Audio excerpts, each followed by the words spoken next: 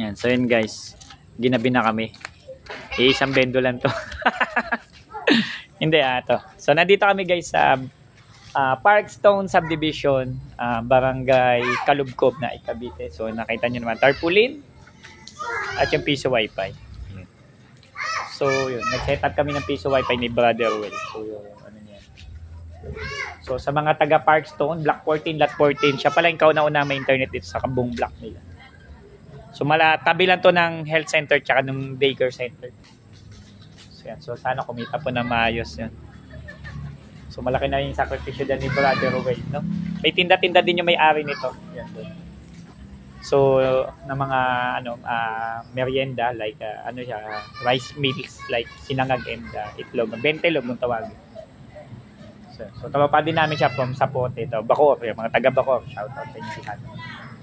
Piso wifi, Block 14.14 Pompiang, pwede niyo tayan niya sa EC2. So maraming salamat. So mamaya nandoon na naman kami sa Hyacinth. So may mga dano kami hindi pa namin nadaanan like Amadeo, ayan, kay Boss Perigo. And then kay kay Ma'am Margie. So tawagan ko na lang po sila sa mga hindi pa madaanan. So sana matapos ko po lahat. Yan. So okay na po yung kanilang piso wifi. So sana matapos po namin, no. So hopefully makapag-deliver namin ng piso wifi. So maraming salamat po. PC mo gawa mo. From tarpaulin to Bendo. Don't forget to Sir Chandy, maraming salamat din. PC mo gawa mo, don't forget to subscribe.